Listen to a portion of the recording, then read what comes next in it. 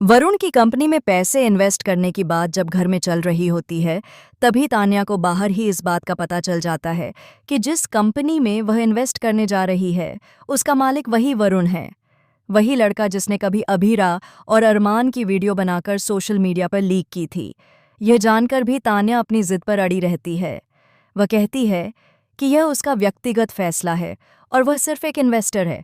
Company क्या करती है, उससे उसका कोई लेना देना नहीं। उसे तो बस यही बताया गया था कि यह कंपनी फनी और डांस वीडियो बनाती है, पर उसे क्या पता था कि वही कंपनी उसकी एआई वीडियो बनाकर इंटरनेट पर वायरल कर देगी, जिससे उसकी और बाकी लोगों की इज्जत दांव पर लग जाएगी। इस सच्चाई के सामने आने के बाद अरमान और अभीरा एक साथ वरुण तक पहुंचने का फैसला करते हैं, उस असली गुनहगार तक जिसने दोनों की जिंदगी में तूफान मचा दिया था। वहीं घर में एक अलग माहौल देखने को मिलता है।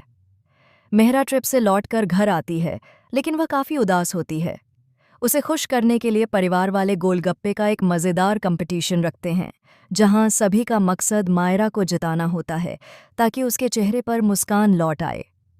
जब सब लोग कंपटीशन की तैयारी में लगे होते हैं, तभी अभीरा कहती है कि अगर हम एक दिन के लिए अपने फ़ोन साइड रखकर परिवार के साथ वक्त बिताएं, तो हमारी खुशियां दुगनी हो सकती हैं और बाहर की दुनिया का दबाव हमारे रिश्तों पर असर नहीं डालेगा।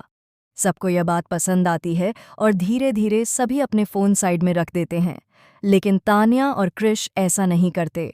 हालांकि माधव जी के कहने पर तान्या अपना फ़ोन रख देती है, मगर कृष मना कर देता है।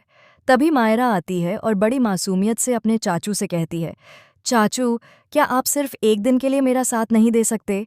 प्लीज़ चाचू।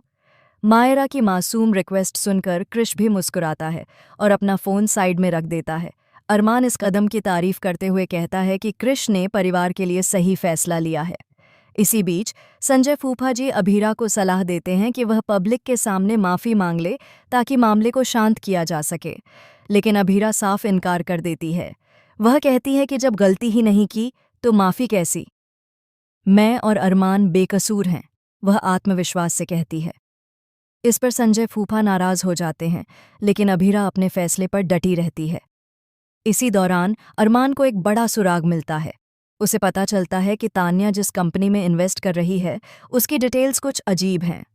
वह और गहराई से जांच करता है और उसे एहसास होता है कि उस कंपनी के पीछे वही वरुण है, वही लड़का जिससे उस रात अरमान और अभीरा की झड़प हुई थी। अब उन्हें समझ आता है कि वरुण की कंपनी एक नकली नाम से एआई वीडियो बनाकर लोगों की बदनामी कर रही है। अरमान तुरंत पुलिस को इस बात की सूचना देता है। पुलिस जब जांच शुरू करती है तो सबसे पहले पोदार हाउस पहुंच जाती है, क्योंकि उस कंपनी में सबसे बड़ा इन्वेस्टमेंट तान्या ने ही किया होता है। पुलिस तान्या को गिरफ्तार कर लेती है।